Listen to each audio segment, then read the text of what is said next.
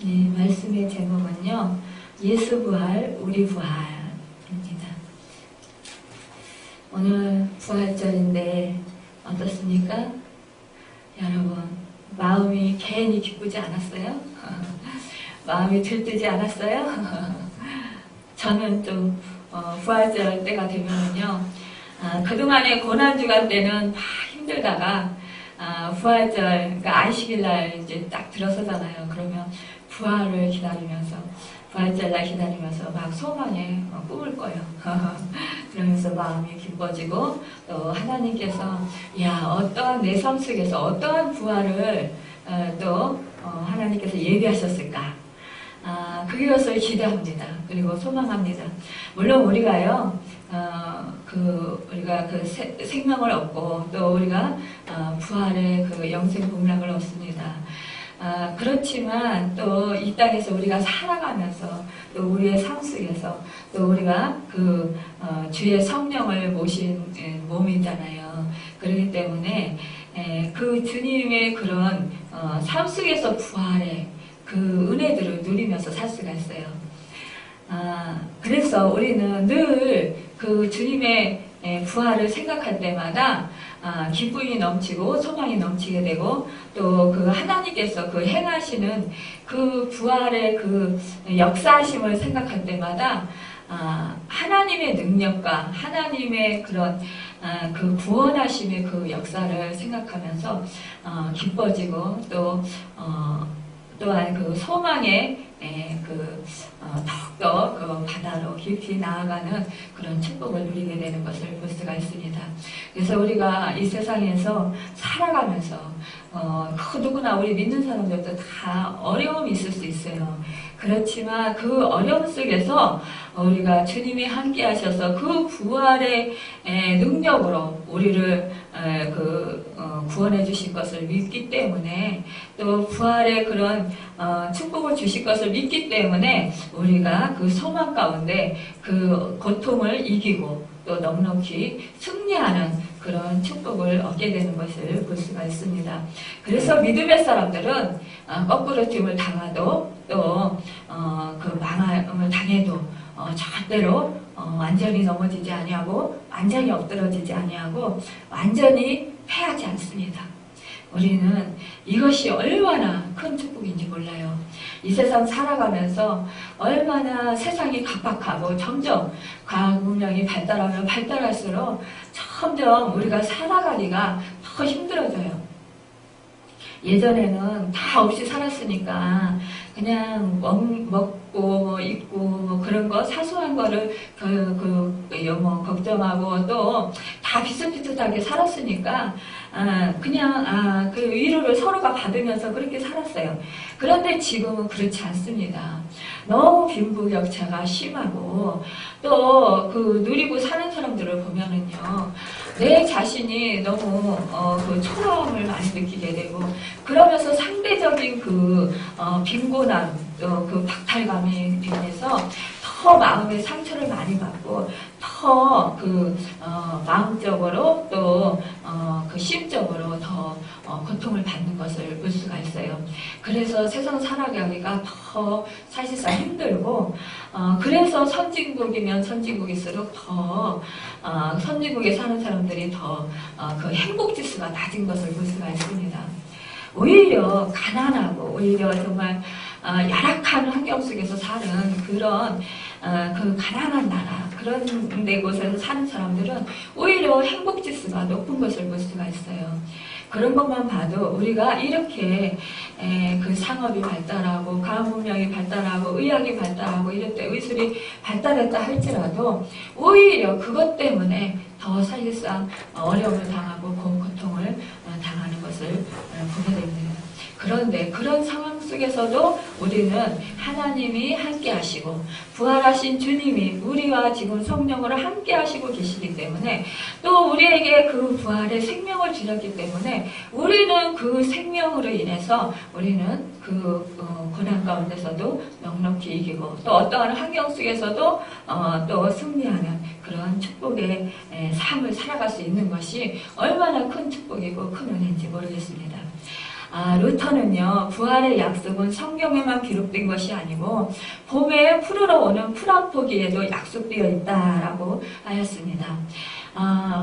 이렇게요, 우리가요, 오늘 말씀에서도 보다시피, 부활의 그 말씀을 보면, 그렇게 말씀하고 있습니다. 내가 뿌리는 것은 장래의 형체를 뿌리는 것이 아니요 다만 미리나 다른 것을 알맹이일 뿐이로되 하나님이 그 뜻대로 그에게 형체를 주실 때 각 종자에게 그 형체를 주시느니라. 그런 그 죽은 것 같은 그런 하나의 그런 씨앗이라 하더라도 그 3000년 전에 그 미라에 그 있었던 그 완도콩, 그 아주 말라 비틀어진 그 완도콩에 그걸 심어보니까 거기서 30일 후에 싹이 났다고 했습니다. 이렇게 그 말라 비틀어져서 완전히 돌멩이 같은 그런 그 씨앗이라 할지라도 그곳에서 그 새싹이 나는 그런 부활의 그런 그 하나님께서 그 은혜를 베풀어 주신 것을 볼 수가 있습니다. 이런 우리가 자연 만물을 보면서 우리가 이렇게 풀 한 폭이라도 그 루터가 말했듯이 이렇게 하나님의 그 생명의 약속, 하나님께서 그 생명을 불어넣어 주셔서 우리가 그 생명 부활의 역사를 이루는 것을 우리가 볼 수 있다라는 것입니다. 예수님께서요, 십자가에 죽으심은 만민의 죄를 대속하시기 위함이었습니다. 그러나 예수님께서는 또한 부활하신 것은 사망 권세를 이기시고 소망과 구원을 주시기 위해서 속죄 부활을 이루신 것입니다. 또 이것이 바로 기독교의 교리인 것입니다. 사람들은요, 누구나 다 한 번 죽습니다. 육체적인 죽음을 맞이해요. 그런데 대부분의 모든 사람들이 죽음을 두려워합니다. 그러나 예수 그리스도께서 죽은 자 가운데서 부활하심으로 말미암아 사람은 죽음을 이길 수 있다고 하는 그런 소망을 가지게 되었습니다. 창세 이후 인류 타락 이후에 사망은 세상에서 왕노릇을 했어요. 이 사망을 하나님의 아들 예수님께서 이기시고 부활하셨어요. 사망을 정복하고 생명의 승리를 가져온 것입니다. 그래서 사도 바울은요, 사망에 대한 생명의 승리의 노래를 불렀습니다. 바로 이 말씀이에요. 고린도전서 15장 55절에서 말씀하고 있습니다. 사망아, 너희 이기는 것은 어디 있느냐? 사망아, 너희 쏘는 것이 어디 있느냐? 사망에 쏘는 것은 죄요, 죄의 권능은 율법이라. 우리 주 예수 그리스도로 말미암아 우리에게 이김을 주시는 하나님께 감사하노라고 이렇게 말씀했습니다. 이제 부활의 주님 안에서 사는 사람들은 죽음을 두려워할 것이 없다라는 것입니다.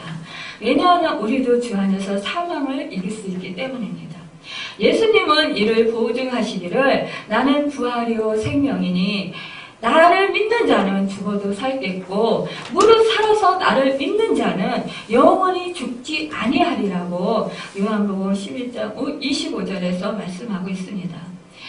물론 우리의 육신은 어느 때인가 다 죽습니다.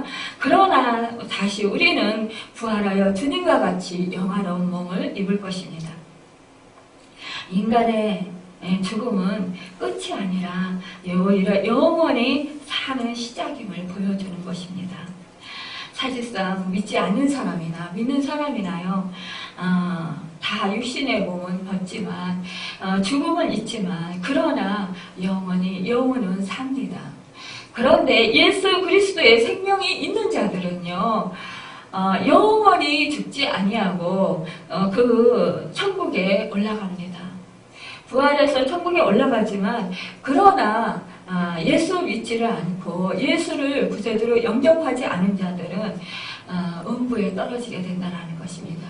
위안불이 활활 타는 그 뜨겁고 정말 무서운 그런 지옥에 떨어지게 된다는 것입니다. 우리는요, 부자와 나사로의 그 말씀 속에서 우리가 잘 잘 알고 있습니다.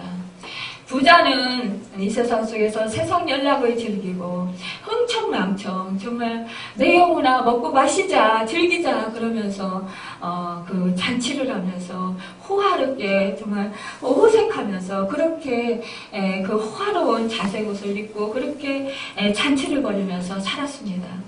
자기 영혼을 돌보지 않았습니다. 그런데 그도 죽음을 맞이하게 됩니다. 이 세상에서 오히려 자기가 부유함으로 말미암아 언제 죽을지도 모르고 그리고 창고를 더 크게 지으려고 했었습니다. 자기 재산을 더 많이 축적하려고 했습니다. 아마 영원히 살 것 같이 그렇게 생각했을지 모릅니다. 그런데요, 그 부잣집 마당 문 앞에서 거지 나사로는 그 부잣집 상에서 떨어지는 그 부스러기를 먹고 살았습니다.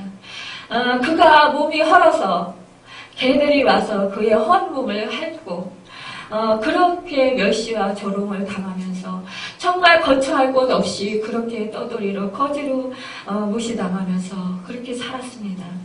그런데 한날에 죽음을 맞이하게 됩니다. 이 거지 나사로도 죽었습니다. 그런데 이 거지 나사로는요, 하늘에 올라가게 됩니다. 그리고 아브라함의 품에 안깁니다. 아브라함의 품이라는 것은 구원을 받았다라는 것입니다. 하나님 품에 있다라는 것입니다. 하늘나라에 있다라는 것입니다.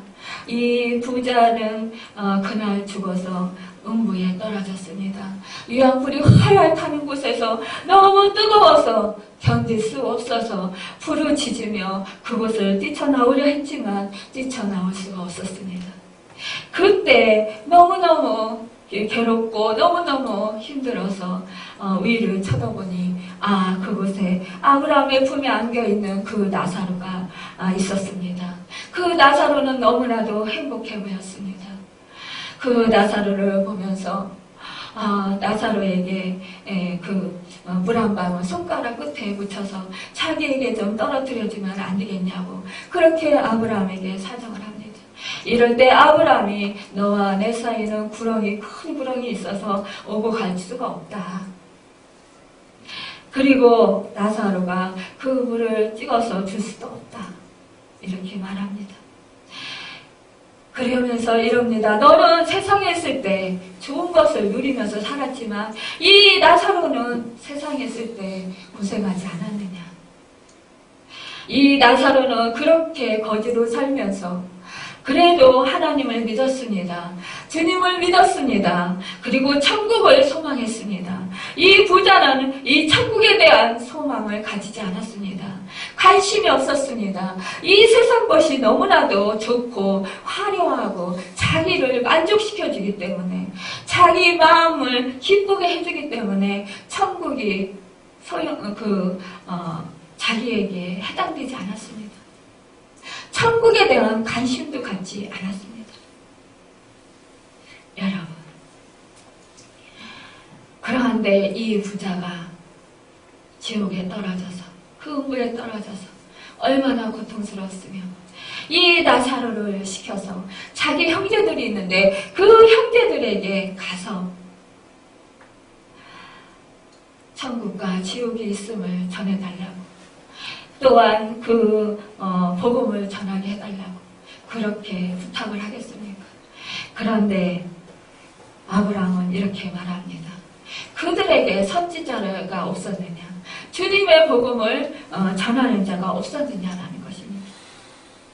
그들에게 끊임없이 주님의 복음을 전했지만 그러나 그들이 받아들이지 않으면 그리고 믿지 아니하면 소용이 없다라는 것입니다. 오늘날 우리 이 시대에 많은 정말 교회들이 얼마나 많이 있습니까? 우리나라는 복을 받은 나라예요. 주님의 복음을 전하기 위해서 목숨을 내걸고 전해야 되는 그런 나라가 있고 또한 그 복음을 전해 듣지 못하는 그래서 예수를 믿지 못하는 그런 불행한 그런 영혼들이 있는 나라도 있습니다. 그런데 우리는 일찍이 하나님께서 이 작은 나라, 이 나라를 택하셔서 선교사들을 보내주시고 이 나라가 주님의 복음을 받아들인 지 이제 120년이 되었습니다.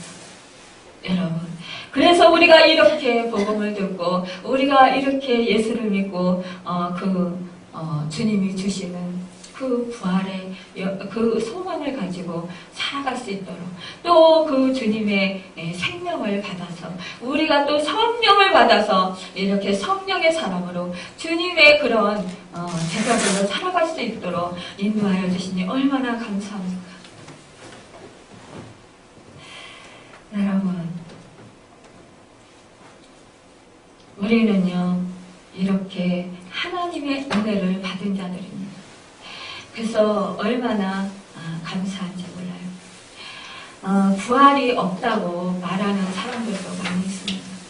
그러나 그 부활이 있는 것을 성경은 말씀하고 있습니다. 먼저 그 주님이 죽으시고 장사한 그 무덤에 그 로마에서 문에 임봉을 했습니다. 도장을 찍어서 누구도 건드리지 못하도록 그렇게 봉을 했습니다. 그리고 로마 군병들이 지켰습니다. 그런데도 불구하고요, 그 문이 돌문이 열렸어요. 그리고 천사가 그곳에 있었습니다. 그리고 우리 주님은 막달라 마리아와 그 새벽에 여인들에게 나타나서 보이셨습니다. 그리고 또 제자들에게 나타나셔서 보이셨고 또 제자들을 만나셨습니다. 또한 우리 주님이 또한 의심 많은 도마에게도 나타나셔서 보여주셨습니다. 네가 나의 못자국 난 손을 만져보고 옆구리에 창자국에 그 손을 넣어보고 네가 나를 믿어라 라고 말씀해서 한번 넣어봐라.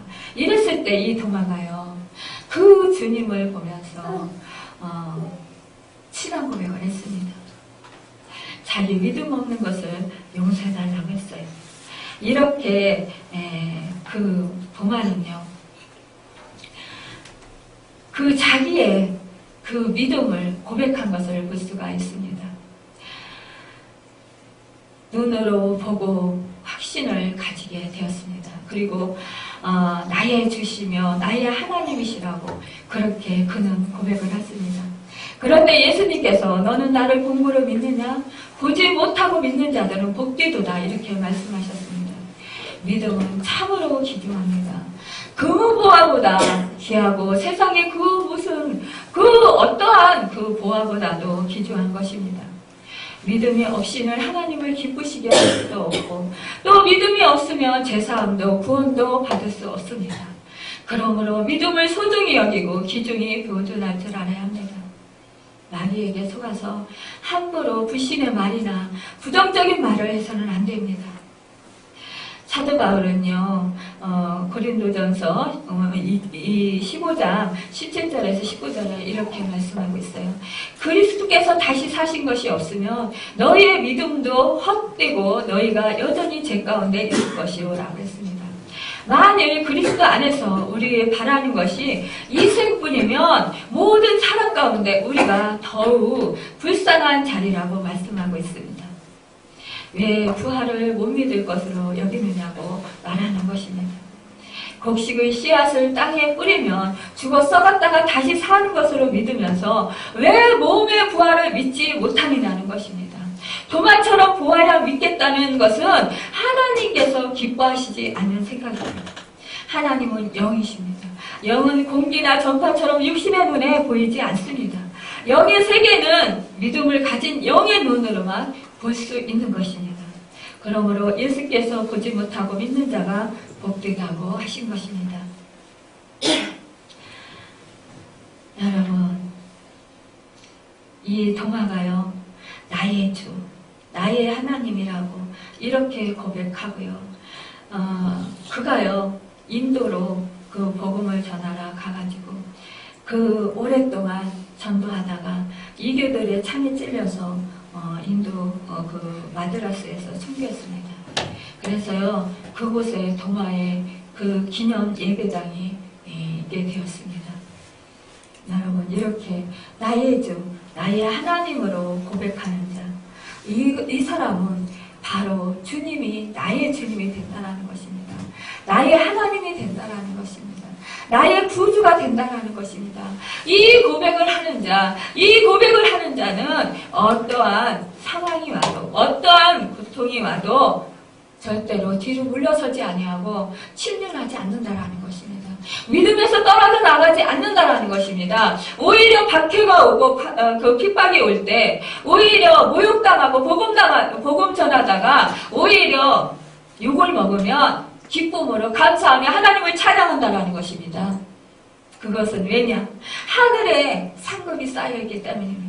하나님께서 기뻐하시기 때문입니다. 내가 사랑의 빚진 자로서 빚을 갚는 것이기 때문인 것입니다.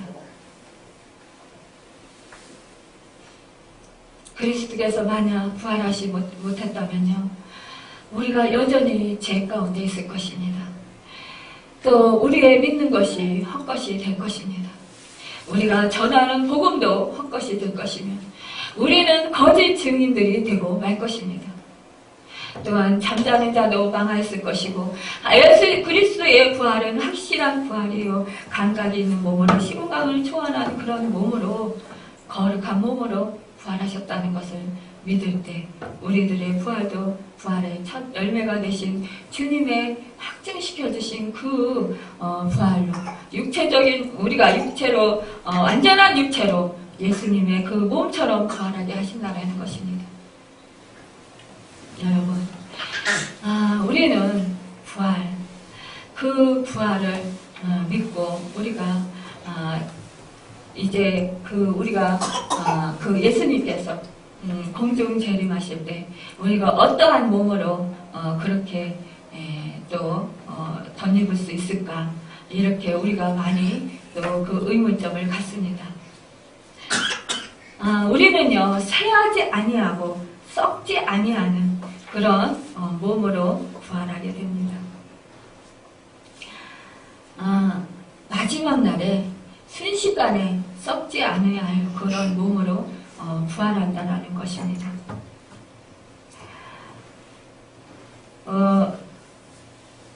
본문 그 54절에 보면은요, 우리가 읽지는 않았는데요, 이 썩을 것이 썩지 아니함을 입고 이 죽을 것이 죽지 아니함을 입을 때는 사망을 삼키고 이기리라고 기록된 말씀이 이루어지리라.